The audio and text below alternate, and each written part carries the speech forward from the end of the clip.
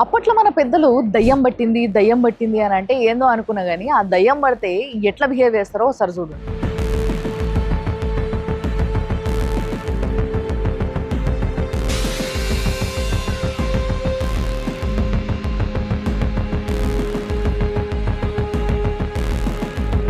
ఇది కేవలం తమిళనాడుకే సాధ్యమయ్యే సెక్యులరిజం.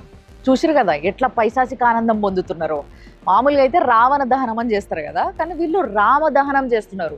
రాముడున్న పోస్టర్ని కాలుస్తున్నారు.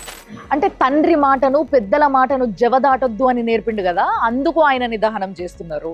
అవి కోతులు కాదు వానర సైన్యం వీరులు వాళ్ళు అని చెప్పిండు కదా, అందుకు దహనం చేస్తున్నారు ఆయనని. ఒక పెళ్ళైన ఆడ మనిషిని తన పంచన పెట్టుకున్న వ్యక్తికి గుండెల బాణం దించిండు కదా రావణాసురుడికి, అందుకు దహనం చేస్తున్నారు.